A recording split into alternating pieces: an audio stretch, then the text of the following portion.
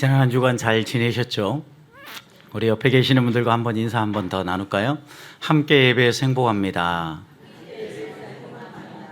네. 우리가 함께 이렇게 예배함이 기쁨이 되고 행복이 되어야 합니다. 한 주간 이렇게 비우고 보니까 역시 우리 교회가 좋구나라는 생각이 듭니다.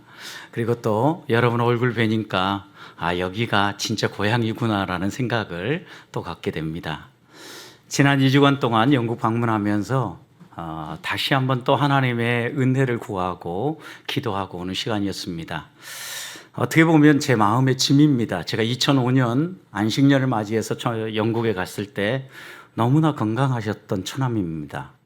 저와 또 저희 가족 모두가 잘 정착할 수 있도록 여러 면에서 많은 도움을 줬는데 조금이라도 그 은혜를 갚을 수 있다면 제가 갚아야 되겠다라는 생각을 가지고 있었는데 지난 여름에 방문한 후에 위독했던 처남의 병세가 아버님 뵙고 또 동생을 보고 호전되어지는 모습을 보면서 출국을 했습니다.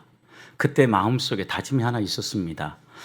이렇게 가족을 한 번이라도 더 보고 향수병에서 벗어나고 위독했던 그 건강에서 조금이라도 호전될 수 있다면 기꺼이 한 번 더 가리라, 이렇게 마음을 먹고 지난 여름에 나왔었습니다. 아니라 다를까 이번 여름, 이번 겨울 다시 방문해서 처남 얼굴을 봤는데 아주 조금 더 호전되는 모습을 보고 왔습니다. 의사소통이 되지 않았는데 이번에 가서 보니까 묻는 말에 어느 정도 좀 응답도 하고 또 대답하는, 고개를 끄덕거리거나 예 아니요를 대답하는 모습을 보면서 좀 더 호전이 되었구나라는 생각이 들었고, 또 그렇게 누워있는 남편을 위해서 애썼을 처남댁을 보면서 안쓰러운 마음을 가지고 다시 떠나왔습니다. 분명한 것은 우리의 인생이 평안하다도 어느 한순간에 이렇게 깨어질 수 있다는 겁니다. 우리는 다 같이 평안한 삶을 살아가지만 어느 한순간에 나도 모르는 사이에 거센 바람이 불어올 때가 있다는 겁니다.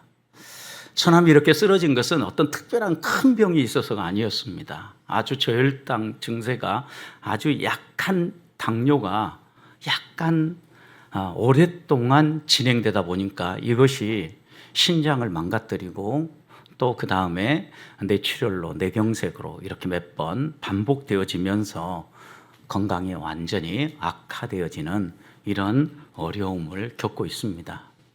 그런 모습을 보면서 우리들도 결코 안전한 곳에 살고 있지 않다라는 생각을 하게 됩니다. 우리의 건강만이겠습니까? 여러분, 한 해가 시작된 지 벌써 한 달이 지나가고 있는데 지난 한 달 동안 여러분의 올해 느낌 어떠했습니까?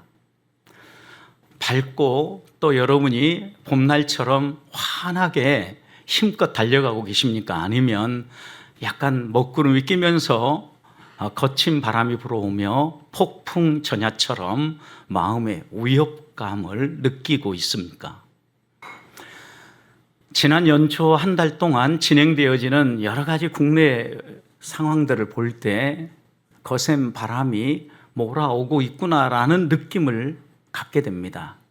첫 번째, 그 거친 바람은 경제적 위기감입니다.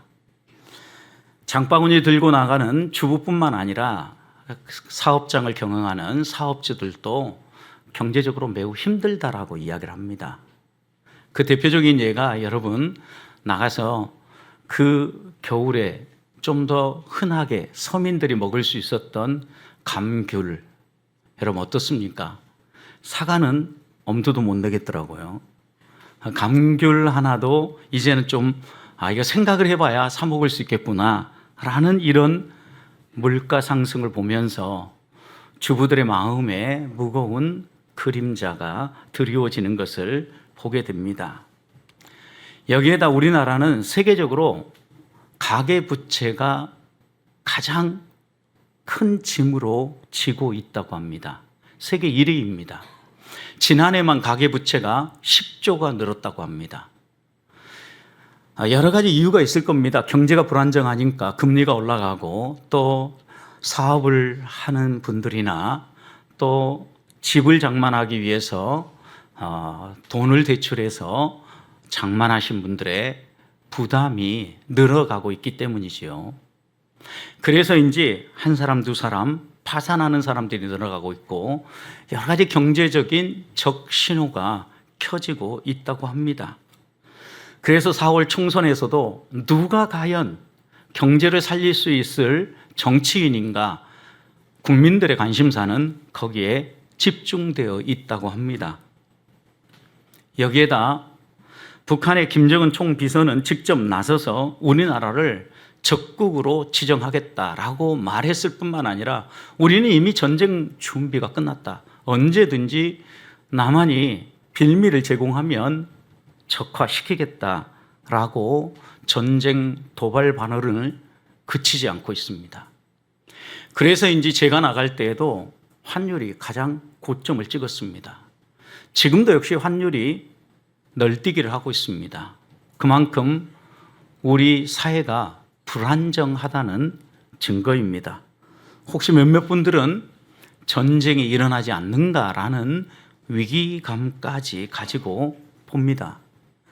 여기에다가 우리 성도들이 살아가는 이 세상에서 이렇게 거친 바람이 불어올수록 믿음 안에 더 견고하게 설 수 있도록 환경이 밑받침돼야 되는데 더 주 앞에 나와서 기도하고 더 하나님을 의지해야 되는데 오히려 세속화의 거친 물결이 우리를 공격해 오는 것을 느낍니다. 여러분, 뉴스에 빠지지 않고 등장하는 주제 가운데 하나가 마약 관련 이야기입니다. 우리 사회가 그만큼 쾌락을 자신들의 여러 가지 불만과 여러 가지 아픔을 도출하고 피해가는 출구로 생각하고 있다는 겁니다. 제가 전에 잠시 외국에 다녀오면 그런 일들이 없었는데 이번에 들어올 때는요, 짐 검사가 아주 까다롭습니다. 거기에다가 마약 탐지견이 서너 번 왔다 갔다 하면서 마약 탐지견이 마약 탐지 중입니다. 이 말을 하면서 여러 번 반복하는 걸 볼 때 우리 사회에 마약이 지금 심각한 문제로 부각되고 있구나라는 생각을 하게 되었습니다. 왜 이런 마약을 사람들이 가까이 하게 됩니까? 이 세상에 다른 쾌락보다는 이런 특별한 쾌락 말고는 나의 여러 가지 답답함을 해결할 수 없다라고 생각하는 사람들이 많아지고 있다라는 이야기지요, 여러분. 거기에다가 강력한 세속화의 도전이 우리를 흔들어 놓습니다. 지금 우리가 살아가는 시대는 100세 시대인데 지금 이렇게 우리가 살아서는 100세 시대를 살 수 없다라고 생각하게 만듭니다. 그래서 하나님이 우리에게 주시는 사명은 하나님이 우리에게 뭘 주었든지 간에 그것을 우리만을 위해서 쓰지 아니하고 이웃과 나누면서 섬기며 살라고 얘기하는데 지금은 주머니를 닫아도 또 나를 위해서 잘 준비를 해도 100세까지 살 수 있을까 없을까 고민하는 시대가 되어버린 겁니다. 이웃을 위하여서 내 주머니를 여는 일이 그만큼 어려워지는 시대다라는 말씀입니다. 여러분, 그런데 이럴 때일수록 우리들이 다시 한번 마음속에 새겨야 될 것이 있습니다. 제가 지난 주간에 김영석 교수가 100세가 넘은 노 교수가 무엇이 우리를 행복하게 하는가라는 강의를 들으면서 잠시 고민을 했습니다. 그 교수님의 친구들이 86세 때 한 서너 분 같이 만났다고 합니다. 그리고 서로에게 물었다고 합니다. 우리의 인생에 있어서 언제가 가장 행복했냐라고 서로를 물으니까 이 세 명의 친구들이 한결같이 동일하게 대답하는 나이가 있었다고 합니다. 60에서 75세가 내 인생의 최고의 때였다. 가장 행복했다라고 고백했다라는 겁니다. 여러분, 그런데 우리는 60세에서 75세 대부분 지금 이 언저리에 접어들고 있는데 과연 여러분은 여러분 인생에 있어서 이때가 가장 행복하다고 말할 수 있습니까? 곰곰이 생각해 보니까 무엇이 우리를 행복하게 하는가라는 이 질문에 대한 대답이 바로 서지 않으면 결코 60에서 이 75세를 내 인생의 최고의 때라고 말할 수 없겠구나라는 생각을 했습니다. 김영석 교수는 이렇게 일갈했습니다. 수많은 사람들이 물질적 가치를 추구하면서 무엇인가가 채워지면 행복한 삶을 살 수 있을 것이다 라고 이야기를 하는데 우리 친구들은 한결같이 정신적 가치를 소중하게 걷고 그 정신적 가치가 충족되어지는 시기가 바로 60에서 75세였기 때문에 내 인생의 가장 행복한 시기가 이때였다라고 고백한다. 여러분 어떻습니까? 무엇을 위해서 달려가고 있습니까? 지금 60이 넘어서 70 고개를 넘어가고 계신다고 하면 여러분은 여러분의 인생에 있어서 가장 중요한 가치가 무엇이라고 생각하십니까?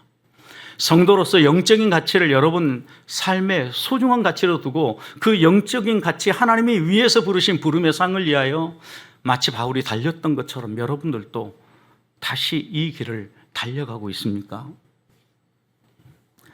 하나님이 우리에게 원하시는 것은 성도가 행복하게 인생을 사는 것입니다.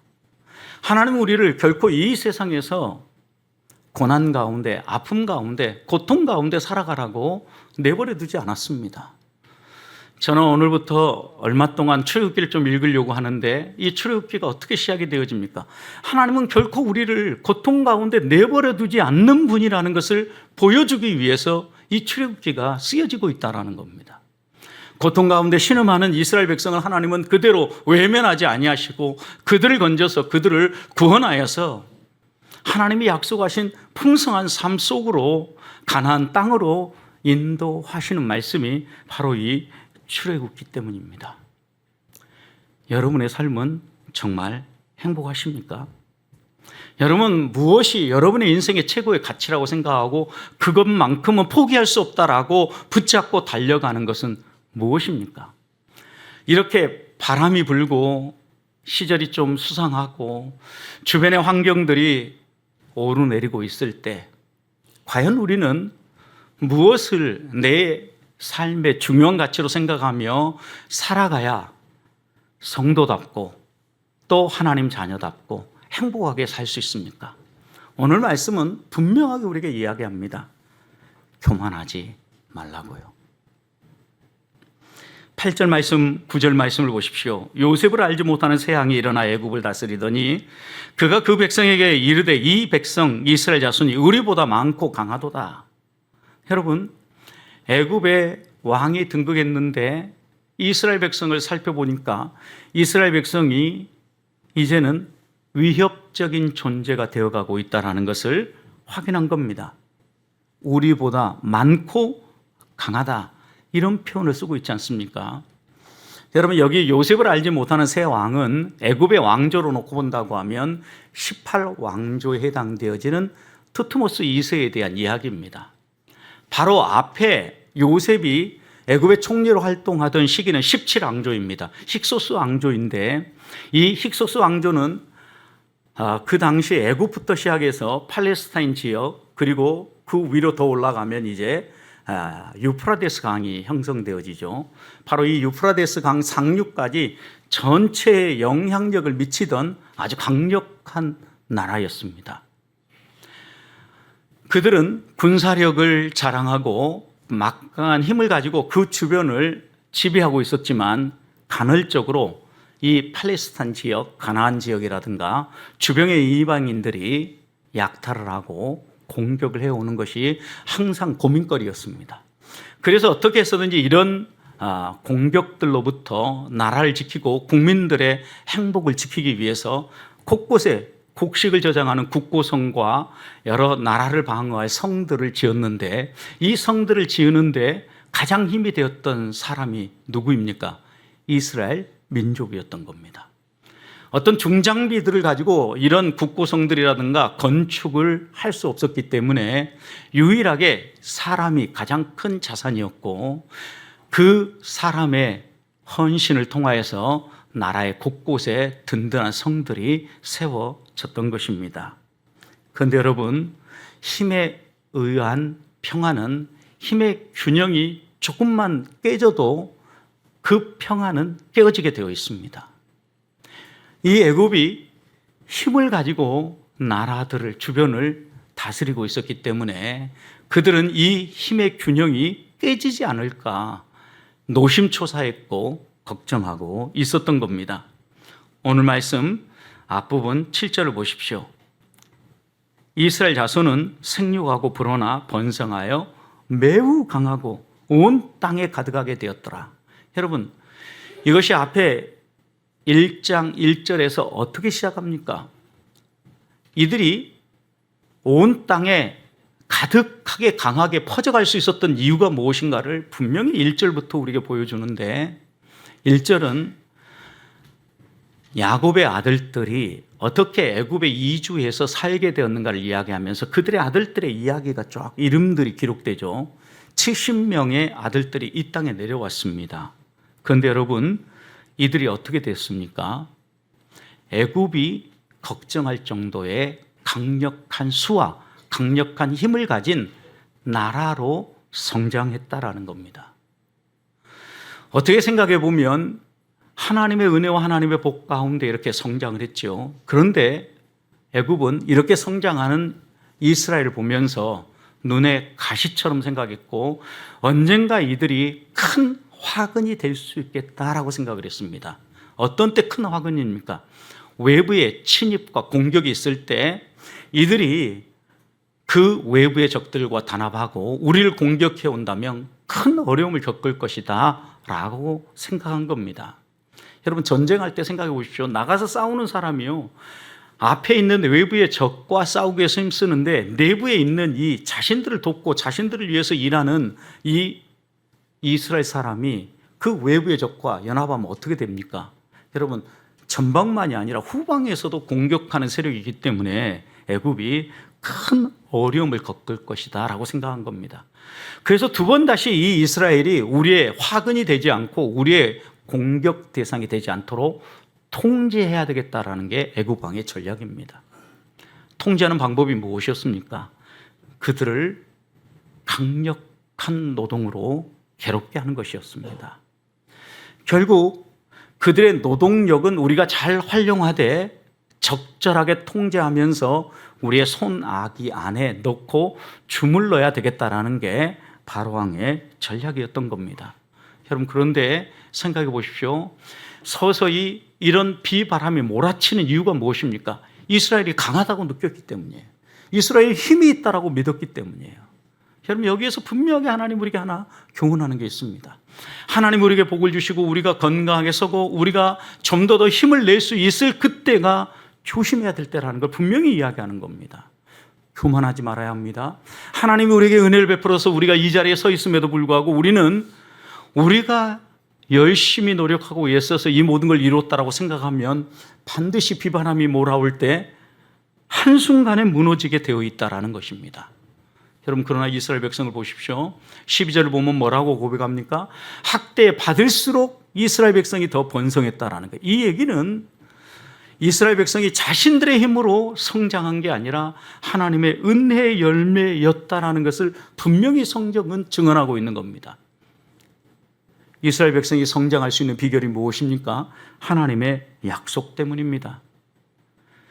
저렇게 1장 1절부터 7절 말씀이 소개하는 것처럼 70명의 야곱의 가족이 이 땅에 내려왔는데 어떻게 100만이 넘는 큰 민족으로 성장할 수 있었습니까? 그것은 하나님의 약속 때문입니다.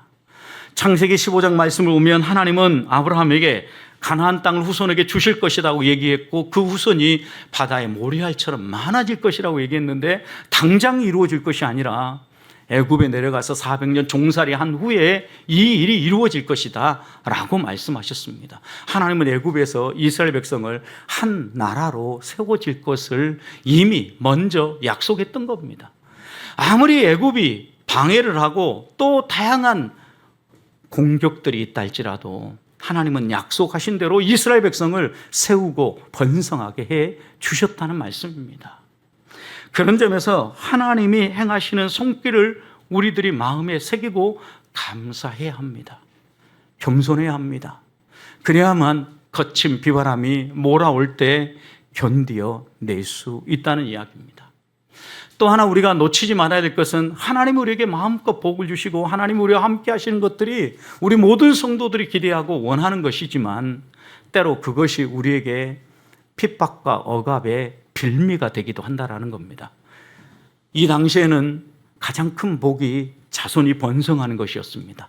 여러분, 70명의 가족이 내려왔는데 이것이 100만을 넘는 하나의 작은 민족으로 성장했다고 하면 얼마나 놀라운 성장입니까? 하나님이 놀랍게 복을 주신 겁니다. 그런데 이 복이 애굽 사람의 눈에는 무엇으로 보인 겁니까? 큰 위기로, 또한 자신들을 꺾을 수도 있는 세력으로 느껴진 겁니다. 이처럼 우리가 이 땅을 살아가면서 하나님의 은혜와 복을 갈망하고 그 복 안에서 살아가는데, 이 복을 세상 사람들이 볼 때에는 때로는 자신들의 위협으로 받아들이기도 하고 또 자신들의 불편함으로 여기기도 한다는 겁니다. 그래서 믿는 그리스도인들을 불편하게 대할 때가 많이 있다는 이야기입니다. 실제로 하나님의 가장 크고 놀라운 은혜와 복이 무엇입니까? 이 땅에 예수 그리스도를 보내주시는 겁니다. 예수 그리스도가 이 땅에 오셔서 우리 죄인들의 죄들을 깨끗이 씻고 우리를 하나님 나라로 더 이상 눈물과 근심과 걱정이 없는 것으로, 질병이 없는 것으로 하나님이 우리를 인도하기 위해서 예수 그리스도를 보내주셨습니다. 선물 중에 가장 귀한 선물입니다. 하나님의 복입니다. 그런데 이 하나님의 복을 받아든 백성들의 반응이 무엇입니까, 여러분? 예수 그리스도를 오히려 배척하고 그를 십자가에 매달지 않았습니까? 하나님은 그것까지도 사용하셔서 우리의 죄가 그 십자가 위에서 말끔히 씻어지게 하시고, 누구든지 십자가에 매달린 예수 그리스도를 바라보는 자마다 영원한 생명을 누리는 영생의 길을 열어주셨습니다. 구원의 복락이고 믿음의 비밀입니다. 그런데 분명히 이 비밀 속에 또 하나 우리가 마음속에 새겨야 될 것은, 우리가 하나님을 바로 믿고 하나님이 주시는 은혜 안에서 살아가면 모든 사람이 우리를 지지하고 우리를 격려하고 우리를 인정해야 될 것 같은데, 때로 이 바로왕처럼 오히려 우리를 공격하고 우리를 적으로 생각하면서 흔드는 세력들이 있다는 이야기입니다. 사탄의 세력입니다. 세상의 성도를 핍박하고 공격하는 이유도 바로 여기에 있습니다. 그러나 하나님은 여전히 지금도 우리에게 복을 주시고 우리를 통하여서 하나님이 얼마나 좋은 분인가를 드러내기를 원합니다. 성도 여러분, 어떻게 올 한 해 이 하나님이 베푸신 은혜를 내가 누리면서 이 복을 당당하게 자랑하면서 살 수 있겠습니까? 가장 우리에게 필요한 것은 겸손입니다.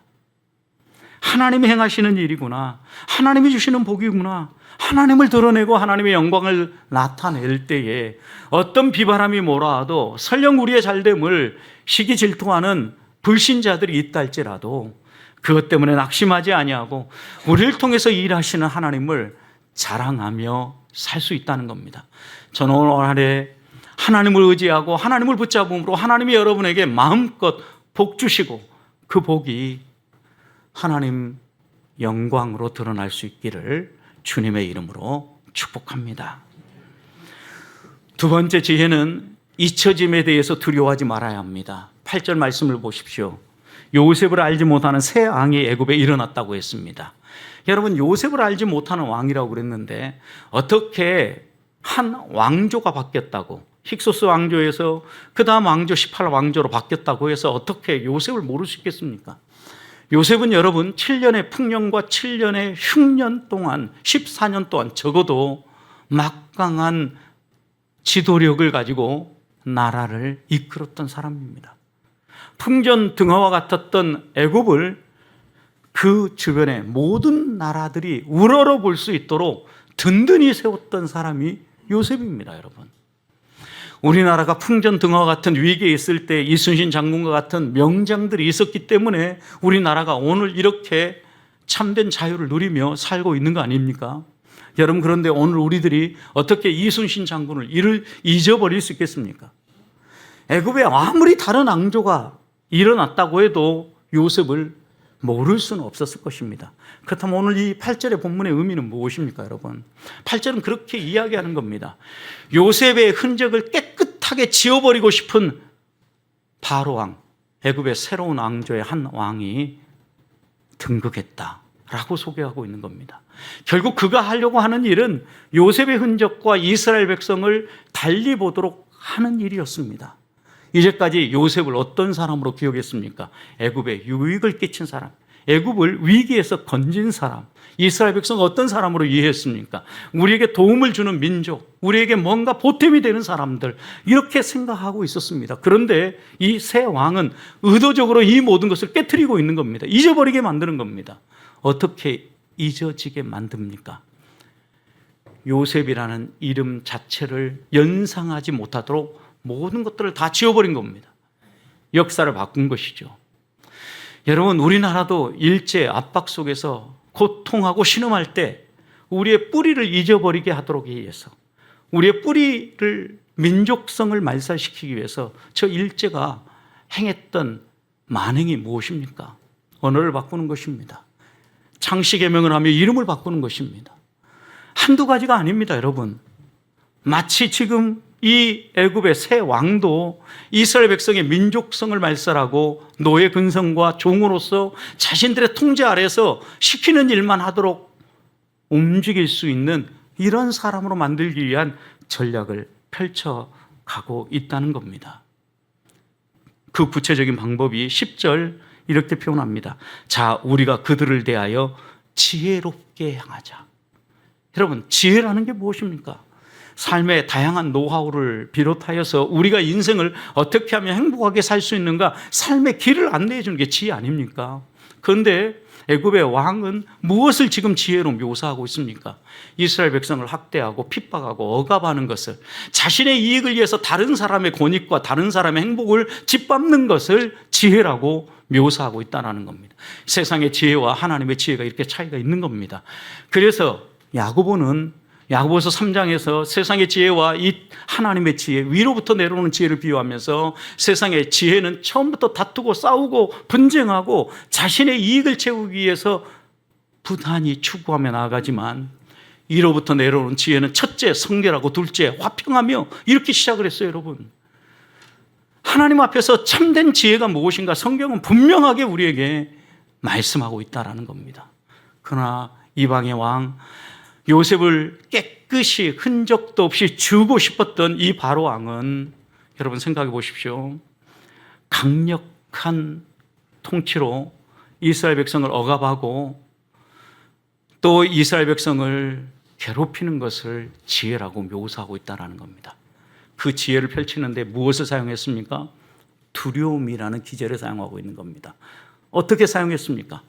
혹시 지금 자주 외부에서 약탈을 위한 침략 공격들이 있는데, 만약 이 이스라엘 백성이 그 세력과 결탁해서 우리를 공격하면 우리가 큰 낭패를 당하게 되어 있다. 그러니 그들을 절대 우리의 우군으로 생각하면 안 된다. 적으로 생각해야 된다. 두려움이라는 기제를 사용해서 강력하게 공격했던 겁니다. 여러분, 우리 인류의 역사도 보십시오. 나치 정권이 그랬습니다. 유태인들을 인종 청소한 이유가 무엇이었습니까? 그들이 우리의 경쟁자고 우리의 보탬이 안 된다는 주제였습니다. 우리나라의 근대사에도 악한 정권들이 자행한 일이 무엇입니까? 두려움이라는 기제를 사용해가지고 백성들을 협박하고 위협하는 겁니다. 전두환 정권이 그랬습니다. 제가 군대에 있을 때 여러분, 우리나라를 수몰시킨다라는 위협을 가지고 얼마나 우리를 협박했습니까? 한 번은 하루 종일 TV 가운데 63 빌딩이 물에 절반 정도 잠기는 화면을 내보냈습니다. 서울의 주요 건물들이 잠기는 모습을, 모형을 만들어 가지고 방역을 하면서 북한이 금강산 댐을 건설하면은 200억 톤의 물을 저장할 수 있는데, 만약 이 금강산 댐을 열면 서울은 단순간에 물바다가 된다, 이러면서 평화의 댐을 건설해야 된다라고 국민들의 주머니를 쥐어짜지 않았습니까? 성금을 모금하지 않았습니까? 여러분, 그런데 실상은요, 200억 톤을 저장할 금강산 댐을 건설하려고 하면 건설하는 데만 7년 걸린다고 합니다. 완전히 속은 겁니다. 86년도에 여러분 88 올림픽을 앞두고 2년 만에 지을 수도 없는 말도 안 되는 거짓말, 말도 안 되는 거짓말을 통하여서 백성들을 우롱했던 겁니다. 그러니 죽어서도 그 길이 편하지 못한 겁니다. 여러분, 이렇게 악한 정권들은요, 두려움이라는 기제를 사용해가지고 항상 사람들을, 국민을 올가매려고 합니다. 여러분, 그러나 우리 성도들이 이런 여러 가지 어려움 가운데서 두려워하지 않을 이유가 무엇입니까? 아무리 우리가 어려움 가운데 있고 두려움의 요소가 우리에게 다가온다 할지라도 흔들리지 않을 이유는 한 가지입니다. 우리에게는 하나님이 계시기 때문입니다. 세상의 지혜가 아니라 하나님의 지혜로 살았던 요셉은요, 애굽이 이렇게 나올 것을 이미 내다봤습니다. 그래서 창세기 50장에 보면 요셉이 그 형제들에게 이를 때 하나님이, 나는 죽어도 하나님이 여러분을 지킬 겁니다. 그러니 두려워하지 마십시오. 이렇게 이야기한 다음에 창세기 50장 25절에서 이렇게 얘기했습니다. 하나님이 분명히 내가 죽고 난 이후에 여러분들을 가나안 땅으로 인도할 텐데 그때 내 해골을 꼭 메고 올라가십시오. 당부를 했습니다. 여러분, 그런데 생각해 보십시오. 요셉이 아버지가 돌아가셨을 때 장례를 어떻게 치릅니까? 그 해골과 그 몸을 어디에다 묻습니까? 약속의 땅에다. 가나안 땅에 올라가서 장례를 치렀습니다.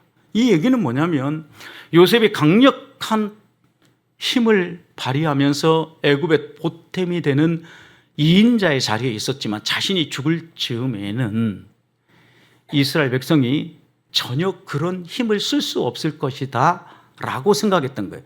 자신은 가나안 땅에 묻히고 싶지만 아무리 자기 후손들이 가나안 땅에 자신을 묻고자 한다 해도 애굽이 허락하지 않을 거라는 것을 알았던 겁니다. 그러니 자신은 이 땅에 묻히지만 하나님이 출애굽하게 하실 때 내 해골만큼 꼭 메고 올라가서 약속의 땅에 묻어달라라고 부탁한 겁니다. 즉 요셉은 하나님이 주시는 지혜를 가지고 애굽이 어떻게 그들을 핍박할 것인가 내다 볼 수 있었던 것입니다. 사랑하는 성도 여러분, 여기에서 우리가 또다시 배우는 지혜가 있습니다. 아무리 거센 바람이 불어와도 세상 사람들이 우리를 다 잊어버리고 우리가 이제까지 섬겨왔던 것 인정하지 않는다 할지라도 두려워하지 맙시다. 왜요? 우리를 기억하시는 누가 계세요? 하나님이 계시기 때문입니다. 진정으로 우리가 걱정하고 두려워야 될 것은 사람에게 잊혀짐이 아니라 하나님에게 잊혀짐입니다. 하나님이 어떤 사람을 잊어버리겠습니까? 하나님의 말씀을 거역하고 배반하는 사람들, 이런 사람들은 하나님이 악한 자들은 잊어버리시겠다고 말씀합니다. 하나님의 말씀을 마음에 새기고 하나님의 말씀을 따라 믿음으로 살아가는 사람들, 하나님의 약속을 소중히 여기고 그 약속을 지키기 위해 살아가는 그 사람들 하나님은 반드시 기억하십니다. 잊지 않으십니다. 우리는 하나님의 손에 붙들림 받은 하나님의 자녀들입니다. 하나님이 우리를 잊어버릴 리가 없습니다. 그렇다면 우리는 두려워하지 맙시다. 하나님이 기억하시도록 하나님의 뜻이 무엇인가를 찾고 하나님 기쁘시게 할 일들을 위하여서 비록 지금 힘들고 어렵다 할지라도 기꺼이 헌신하며 나아가는 주의 자녀들이 될 수 있기를 주님의 이름으로 축복합니다. 마지막으로 거센 비바람이 몰아올 때 또 우리가 이겨내는 방법은요, 견디는 것입니다. 버텨내는 것입니다. 14절 말씀을 보십시오. 어려운 노동으로 그들의 생활을 괴롭게 하니 곧 흙이기와 벅돌 굽기와 농사의 여러 가지 일이라 그 시키는 일이 모두 음하였더라. 여러분, 이 애굽의 왕은 어떻게 해서든지 요셉의 흔적을 지워버리기 위해서 더욱 강력한 통제를 가지고 이스라엘 백성을 괴롭혔습니다. 여러분, 그런데 그들의 생활을 어떻게 만들었다고요? 괴롭게 만들었다라는 게. 눈물 나게 만들었고 힘들게 만들었고 한숨 나오게 만들었다라는 거예요. 여러분, 그 다음 보십시오. 흙 이기기, 벽돌 굽기, 그 다음에 농사의 여러 가지 일들, 단순히 건축만이 아니에요. 농사까지 이런 여러 가지 일들을 하는데 그 시키는 모든 일들이 어때요? 엄격했다라는 거예요. 모두 힘들었다라는 거예요. 다른 말로 표현하면 애굽은 어떻게 해서든지 이스라엘을 괴롭히는데 온통 관심을 집중하고 괴롭혔다라는 거예요. 그리고 이때 그 괴로움이 얼마나 심했으면 출애굽기 2장 23절 말씀을 보면 이스라엘 자손은 고된 노동으로 말미암아 탄식하며 부르짖었다 그랬어요. 얼마나 힘들었으면. 이런 고된 노동으로 탄식하며 부르짖는 환경에 노출되었어요. 그럼에도 불구하고 이스라엘 백성이 감당해야 되는 일은 무엇입니까? 그 힘든 노동을 하면서 견뎌내는 거예요. 하나님이 일하실 그때를 기다리며 견뎌내는 거예요. 우리가 아무리 힘들어도 망하지 않는다는 확신을 갖는 이유가 무엇입니까? 하나님이 내 편이고 하나님이 나를 기억하신다라는 걸 믿기 때문입니다. 하나님이 나와 함께 하시면 비록 내가 힘들고 어려워도 하나님의 손 안에서 성장할 수 있다는 걸 믿기 때문입니다. 기독교 역사가 증명합니다. 교회가 언제 성장했습니까? 박해받을 때였습니다. 여러분, 조국 교회가 언제 성장했습니까? 일제 압제 속에서 성장했습니다. 민족의 지도자인 고당 조만식 선생, 성산 장기려 장로, 주기철 목사님, 그 외에 수많은 사람들이요, 나라 민족을 위해서 헌신했던 믿음의 선배들이요, 신앙을 지켰을 뿐만 아니라 또 나라를 지키기 위해서 그들의 목숨을 바치며 헌신했다는 이야기입니다. 50년 한국 전쟁 속에서 공산당이 기독교를 박해하고 교회를 말살하기 위해서 얼마나 힘을 썼습니까? 그런데 여러분, 50년 한국 전쟁이 끝날 즈음에 순교자의 피에 의해서 오히려 조국 교회는 더 성장했다는 사실을 기억합시다. 교회는 박해 속에서 성장합니다. 성도의 삶도 박해 속에서 더 단단히 서고 성장하는 겁니다. 아무리 우리 시대가 지금 힘들고 어렵다 할지라도 이럴 때일수록 나를 책임지시고 나를 다스리는 분이 누구인가를 잊지 맙시다. 내 인생의 생사 박탈권을 누가 가지고 있습니까? 내가 아닙니다. 사탄이 아닙니다. 하나님입니다. 그러니 나의 진정한 통치자는 누굽니까? 하나님입니다. 하나님이 나를 다스리고 하나님이 나를 책임지십니다. 욥처럼 모든 걸 다 잃어버리고 다 망했다고 생각하는 그 순간에도 하나님은 그 욥을 놓지 않고 다시 붙잡아서 하나님의 말씀대로, 그 언약의 말씀대로 갑절의 복으로 다시 그를 세우지 않았습니까? 하나님이 분명히 견디어내는 사람에게 약속하신 복이 있습니다. 야고보서 1장 5절, 너희가 여러 가지 시험을 만나거든 온전히 기쁘게 여기며 견디어내라. 그 인내가 모든 것을 갖추어 부족함이 없도록 만들 것이다. 분명히 약속했습니다. 약속의 말씀을 믿으십시다. 믿음의 비밀을 놓치지 마십시다.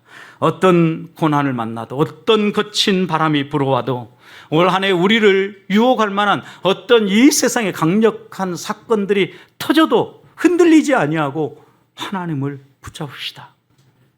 하나님은 고통 가운데 신음하는 우리를 그냥 내버려 두는 분이 아닙니다. 애굽에서 건지셨던 그 하나님이 오늘 우리를 건지시며 인도하실 걸 믿으면서 다가오는 한 주간 동안도 믿음으로 하나님 안에서 한 발 한 발 거친 비바람을 이겨내며 걸어 나아가는 성도들이 되시기를 주님의 이름으로 축복합니다.